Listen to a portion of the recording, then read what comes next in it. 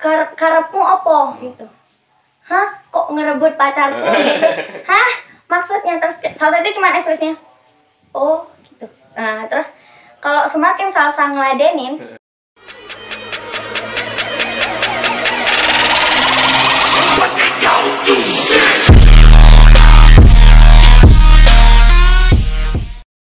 Bismillahirrahmanirrahim. Halo, assalamualaikum warahmatullahi wabarakatuh. Salam persaudaraan, los bahagia. Kembali lagi dengan saya di channel TMJ Official. Oke, kali ini saya akan membahas sebuah cerita-cerita dengan salah satu serikandi dari semut merah. Biasanya sebutannya kan semut merah, Mbak. Oh iya, kalau iya, biasanya kan semut ireng. Antara semut hitam dengan semut merah. Kan ini ngomong-ngomong ada apa, Mbak? Ada lagunya waktu dulu. Mungkin ibu-ibunya jenengan yang tahu semut merah apa?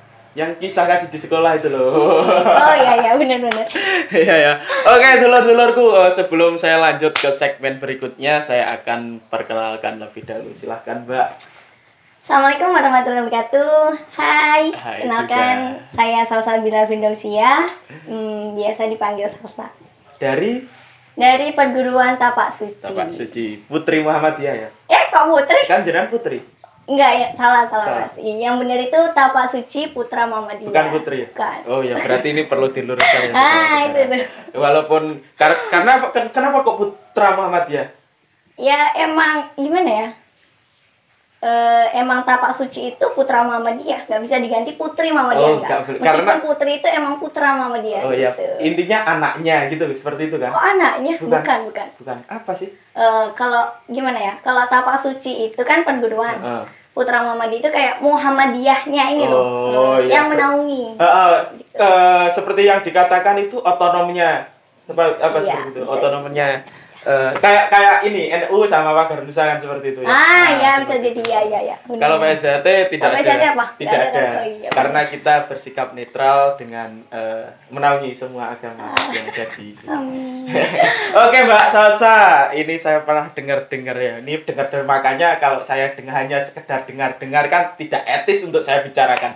Makanya di sini saya langsung tanyakan langsung kepada Mbak Salsa, apakah yang saya dengar dari orang lain itu benar apa tidak gitu. Apa kepo. Oke, dulur, ini loh, Mbak Salsa itu sebenarnya siapa sih? Ya. Mbak Salsa itu adalah jawara putri ya, atlet asal Banyuwangi yang pernah mendulang medali di kancah provinsi bahkan hingga internasional di intern Tapak Suci juga. Nah, gimana beliau kok bisa seperti ini?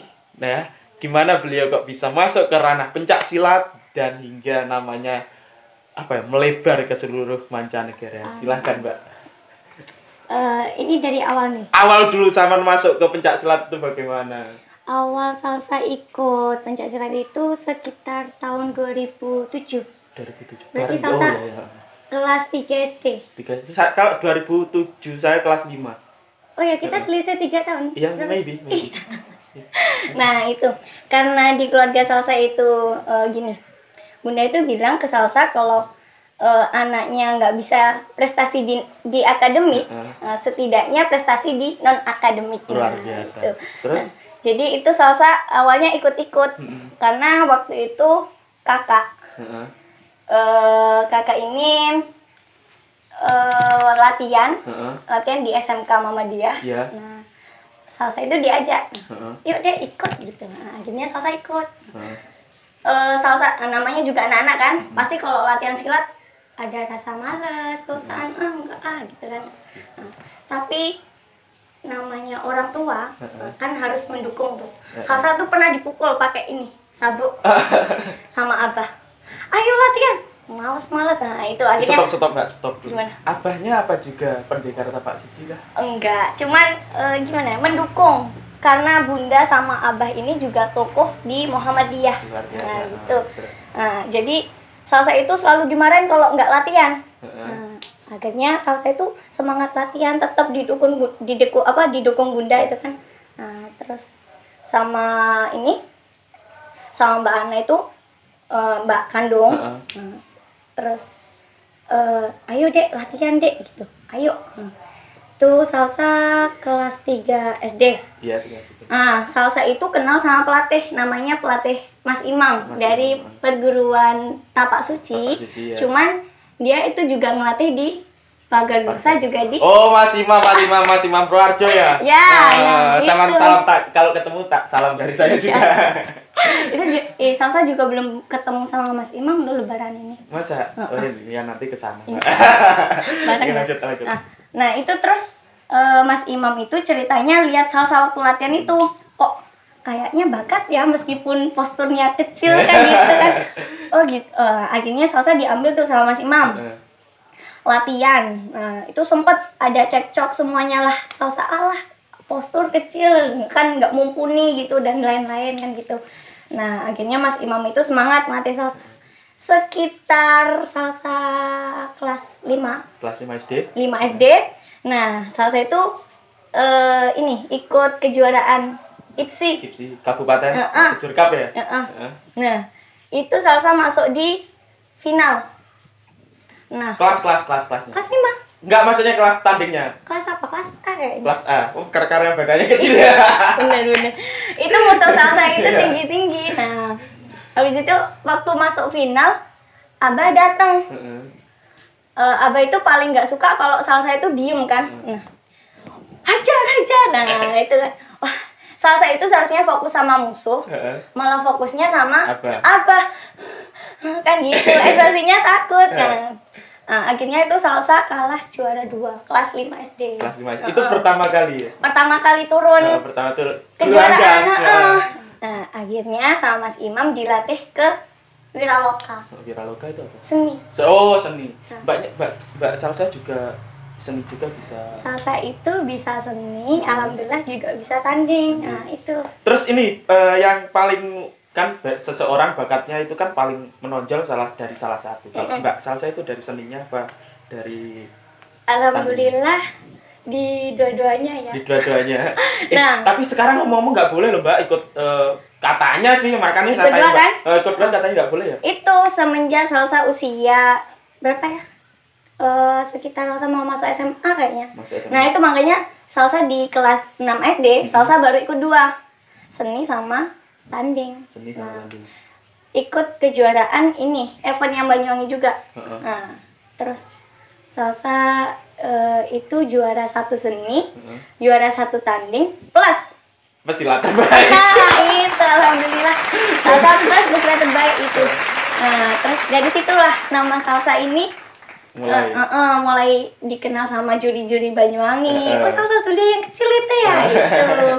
Nah, semenjak SMP selama salsa 3 tahun itu kan SMP tuh salsa pasti setiap kejuaraan di Banyuwangi alhamdulillah bawa 2 emas, juara 1 seni sama juara 1 tanding. Nah, semenjak salsa masuk di SMA nah itu ada peraturan atlet harus mengikuti satu kategori.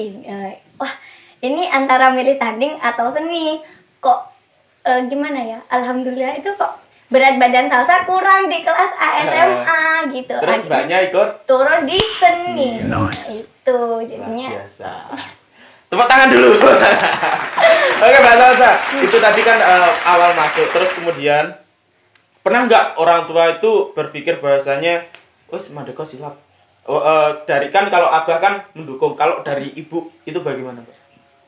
Alhamdulillah dua-duanya mendukung ya. Iya. Nggak pernah. Nggak usah ikut. Enggak. Kalau saya dulu nggak boleh Mbak ikut latihan gitu. Bahkan emas saya sekarang yang jadi warga PSHT juga dulu itu nggak melok latihan seperti itu. Tapi alhamdulillah sekarang ya bisa bermanfaat ya pencak silat itu. Pasti. Karena pencak silat itu kan budaya kita sendiri, kalau kita tidak melestarikannya siapa lagi kan? Kita harus melestarikannya. Iya, betul. Gitu. Jangan sampai kalah dengan bela diri yang impor. Kita kan asli Indonesia ya, kita perlu lestarikan. Iya dong. Terus gini Mbak, gimana? Apa sih beban terberat jenengan ketika masuk di ranah pencak silat? Bebannya apa ya? Salsa itu bebannya itu kalau mau jadi atlet tuh sebenarnya bukan beban sih, tapi emang namanya seorang atlet kan kita harus ini nih mempertahankan juara, itu aja sih. Nanti kita boleh lihat galeri Mbak Salsa ya. Oh, boleh. Nanti di belakang ini layarnya sih mati. Gak apa-apa. Karena banyak waktu Mbakmu, aku ngatur waktunya gak iso. Oh gitu. Oke, lanjut ya ke segmen. Terus gini Mbak Salsa. Awal dulu kan jenengan kelas 5 ya? Ya mulai ikut kejuaraan kelas 5. Kelas 5 SD. Terus kemudian sampai sekarang pun menggeluti. Apa nggak bosen? Alhamdulillah enggak ya, karena satu dukungan. Kedua itu hobi. Nah, karena salsa ini semangat banget buat menyalurkan hobinya salsa di pencak silat itu loh Mas. Selain pencak silat apa? Hobi salsa itu renang. Tapi kok nggak tinggi? Itu yang katanya. Itu ya Mas ya. Kadang salsa itu mikir kalau anak kecil dibilang itu renang biar tinggi gitu.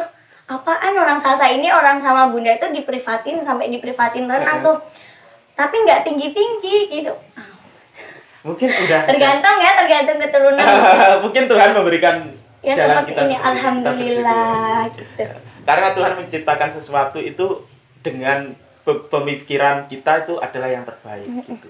Jadi kita tidak usah menyesal apa yang diberikan oleh Tuhan pada buat kita. apa menyesalkan, tapi kan kita harus bermanfaat gitu loh bagi orang-orang sekitar kita. Nah, gini Mbak, ngomong-ngomong kan jenengan salah satu seseorang yang public figure, saya rasa itu jenengan itu public figure. Ya. Jenengan kan prestasi, cantik iya, terus kemudian strong iya. Terus apa ya? Untuk dulu waktu SMA ada sih nggak sih seseorang yang ingin mendekati jenengan takut ojo cedek harus salsa dijab apa bagaimana? Ada sih ya orang-orang yang seperti itu Mbak? Itu cuma candaan ya mungkin ya Mas ya. Tapi pasti kalau kenal salsa itu gimana ya? Itu soal cinta ya. Salsa itu ini pernah dibilang di Banyuwangi ini terkenal dua sejoli. Dua sejoli maksudnya? Dua sejoli itu gini, dulu salsa pernah deket sama seseorang nih. Nggak apa-apa ya, nggak apa-apa ya. Ya. Nah, semenjak salsa 2013, salsa deket tuh sama dia. Sampai salsa SMA kelas 1, 4 tahun. Oh, semimen lah. Ngredit mobil apa tidak karo wong. Selama 4 tahun itu salsa deket tuh. Latihan bareng, terus setiap kejuaraan berangkat bareng. Nah, juara 1 itu di Banyuwangi, dia juara 1, salsa juara 1, makanya orang-orang sama-sama pesilat. Makanya dibilang wah dua sejoli nih antara si A sama si salsa gitu. Nah, terus SMA salsa dideketin ya sama banyak cowok sih, kakak-kakak tuh. Salsa pernah dilabrak sama kakak kelas. Gara-gara SMA tuh, gara-gara si cowoknya kasih kado ulang tahun ke salsa, kasih kue tart, kasih surprise ke salsa gitu. Wah, itu salsa dilabrak tuh sama kakak kelas. Ya, apa salahnya Mbak? Kan salah kan? Makanya itu salsa itu kan di SMA tuh gimana ya? Kalau kakak kelas itu kalau ngelabrak salsa waktu ujian tuh. Mau apa gitu. Setelah itu kan sama kakak itu meja salsa tuh, meja ujian dikepuk. Mau apa gitu. Salsa cuma Nah, sedangkan teman-teman salsa itu ngeliatin salsa kan duduk paling belakang. Gitu. Terus pokok pakai bahasa Jawa itu ngomongnya kasar banget kan, emang salsa itu paling nggak bisa ngomong pakai bahasa Jawa ke temen kan gitu. Bilang, karepmu apa gitu. Kok ngerebut pacarku gitu. Maksudnya terus salsa itu cuma ekspresinya. Oh gitu. Nah, terus kalau semakin salsa ngeladenin, ngasih tanggapan ke dia, pasti dia kan tambah senang tuh salsa marah. Tapi kalau salsa B aja, pasti kan dia kan sakit hati sendiri tuh. Salsa itu mikir, kalau sampai kakak kelas itu mukul salsa, sambung. Ya dong, kan secara kita tahu kan, kita kan orang silat tuh, secara kan tahu hal sensitif mana yang perlu kita lumpuhkan. Itu benar. Akhirnya kok sampai mukul salsa, awas itu salsa itu mikir, gitu kan. Terus kok ini bel sekolah kan bunyi tuh, teman-teman, wih salsa hebat gitu. Hah?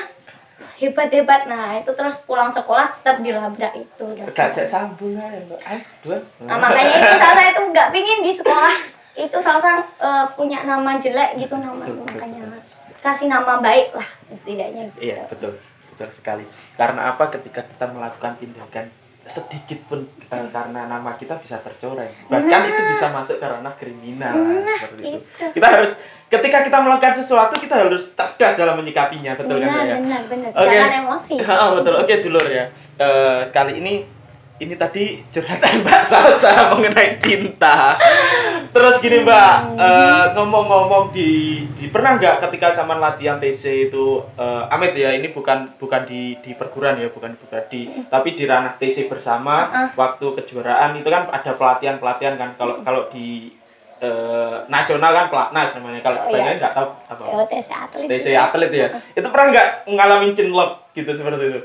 Cinlok salsa itu Mas, kalau soal cinta, kalau di sekolahan ya, salsa paling nggak mau kalau punya cinta atau punya rasa ke teman sekelas. Terus kalau di tempat latihan, sama. Salsa itu anggap mereka keluarga salsa gitu. Terus kalau misal nih, salsa mikirnya gini, kalau suatu maksudnya kalau di tempat TC, salsa salsa suka sama si A tuh, pasti salsa nggak akan fokus sama TC-nya latihan salsa tuh, malah fokusnya sama dia. Betul. Itu nanti malah ngerusak karir kita ke depan ya, karena kita nggak terfokus dengan apa yang kita tuju. Ini salah satu motivasi bagaimana sih agar kita menanggapi sesuatu situasi kondisi seperti itu agar kita ke depan lebih baik, betul Mbak Salsa? Ya, jangan sampai menanggapi seseorang yang kita idamkan di tempat yang sama. Karena apa? Kita harus profesional lah ya. Kita harus profesional, jangan pernah melakukan kasar ngomongin dulu. Lek sakmene awakmu ngesir karo arek kae sama jatuh cinta di situ ketika sama ada suatu kerenggangan, maka dari itu latihan makan biar. Pastilah. Itu saya sarankan jangan. Jangan banget loh ya. Jangan. Oke, lanjut Mbak Salsa, ini ke ranah prestasi lagi ya. Pernah terakhir pertandingan apa Mbak? Alhamdulillah kemarin kejuaraan dunia ya, tapak suci. Wah, luar biasa. Kejuaraan dunia. Agak rugi ngundang Mbak Salsa nih kayaknya. Ternyata atlet dunia juga. Ini sebelum kita ngomong kejuaraan dunia ya Mbak. Tapak suci itu ada di mana saja sih kok bisa menyelenggarakan event dunia seperti ini? Di mana-mana dong pastinya Mas. Nah, makanya saya kepo. Tolong jelaskan pada saya. Tapak suci itu kan gimana ya kalau bilang? Kalau di PSAT, Salsa itu pernah dengar kalau di PSAT itu, ayo Jawa Timur, Irengno Jawa Timur, nah kan pasti gitu. Kalau di tapak suci itu gimana ya?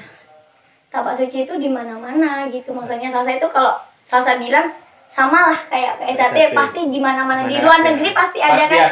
Nah itu kalau tapak suci di luar negeri juga ada. Terus kemarin tuh ada saudara saya dari PSAT juga ikut pertandingan tapak suci di Mesir. Alhamdulillah juga.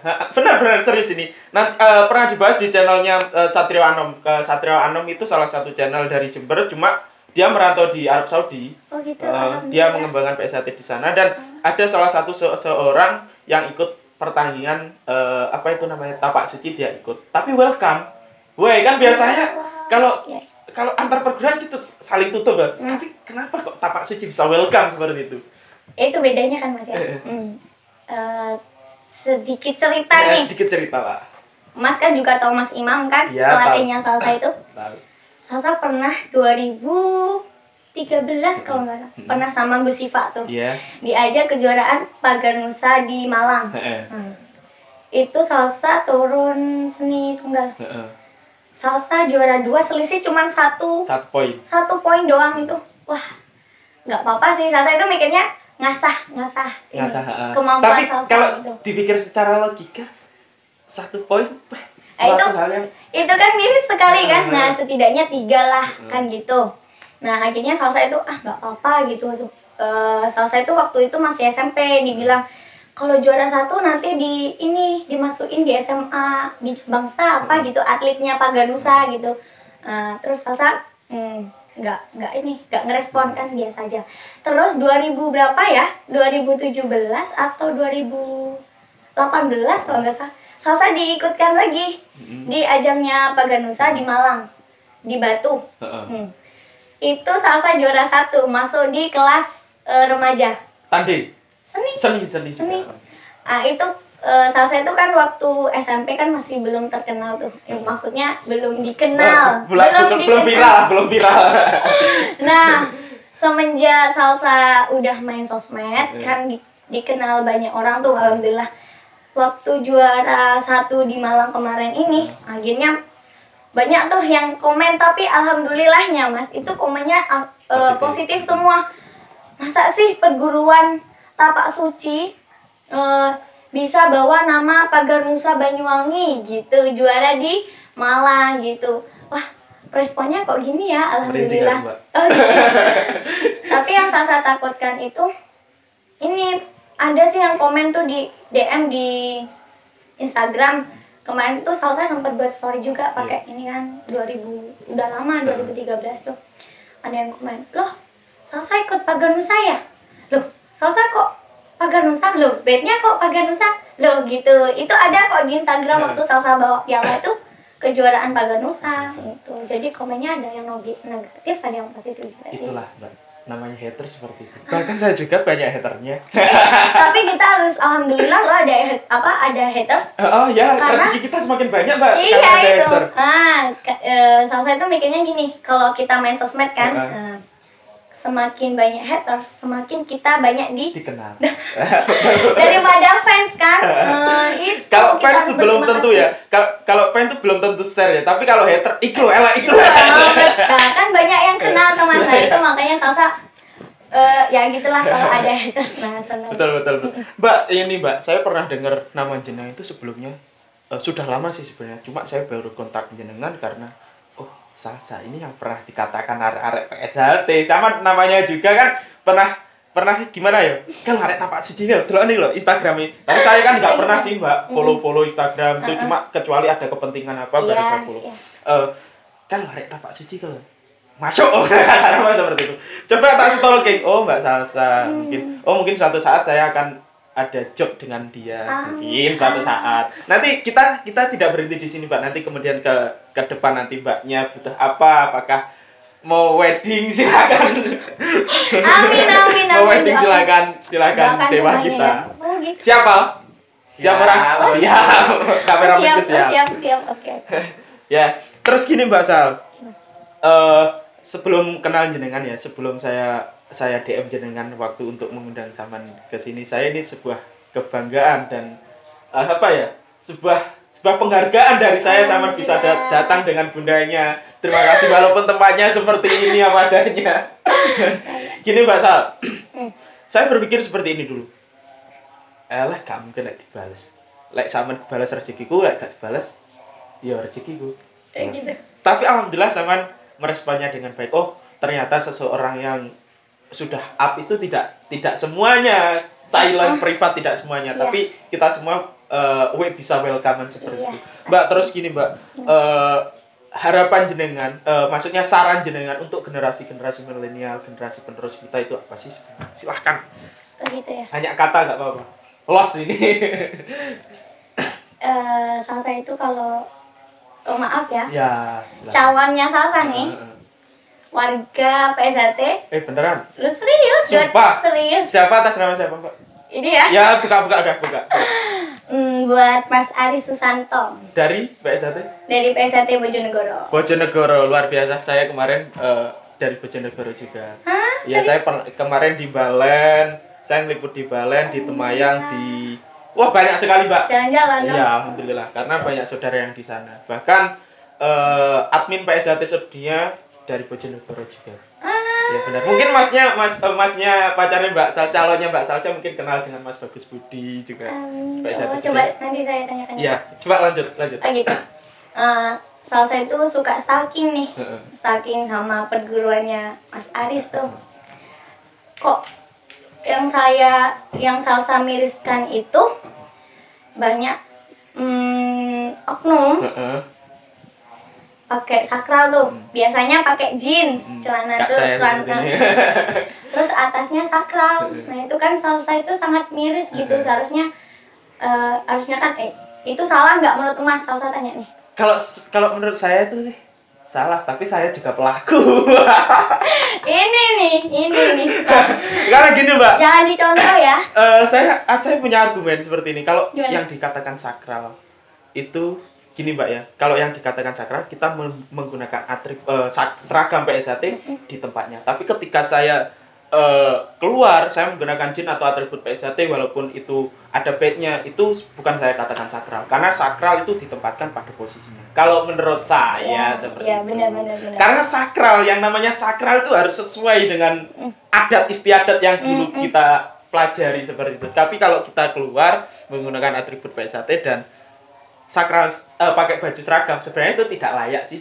Tapi itu belum termasuk sakral karena belum lengkap syariatnya. Nah itu yang Salsa miriskan itu kan foto-foto kan seperti itu, mungkin gaya-gaya apa itu seharusnya saran Salsa nih itu pakai ini langsung apa sih susahnya pakai celananya gitu kan, itu kan lebih baik. Nah terus Salsa itu dari sini buat temen-temen nih atau adik-adik, sebaiknya kalau ikut silat jangan hanya ikut silat aja, tapi akhlaknya juga tuh penting. Luar biasa.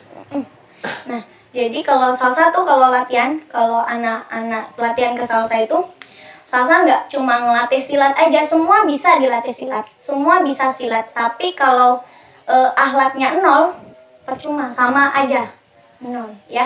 Jadi kalau latihan silat itu akhlaknya juga harus ditata, perkataannya harus ditata, sopan santun semuanya harus dijaga. Betul. Karena itu yang dikatakan Mbak Salsa itu juga termasuk tujuan PSAT, mendidik manusia berbudi luhur, tahu benar dan salah.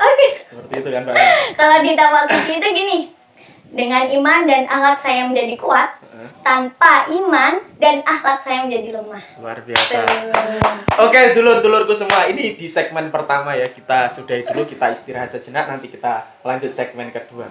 Oke, dulur, sebelum kita akhiri di segmen pertama ini, saya berharap saudara-saudaraku semua tetap melakukan hal-hal yang baik, kembangkan apa yang Anda ingin kembangkan, dan berpikirlah secara positif untuk menyikapi sesuatu apapun. Walaupun yang Anda lihat itu negatif, tapi ketika Anda menyikapinya dengan positif, maka akan menjadi hikmah yang besar untuk Anda. Terima kasih, saya Arya. Assalamualaikum warahmatullahi wabarakatuh. Salam persaudaraan, los bahagia. Salsa itu lawan paling berat ya. Paling berat. Jawa Tengah, Jogja, sama Jakarta. Luar biasa, tetap di bawah Indonesia yang lawan terberatnya ya. Karena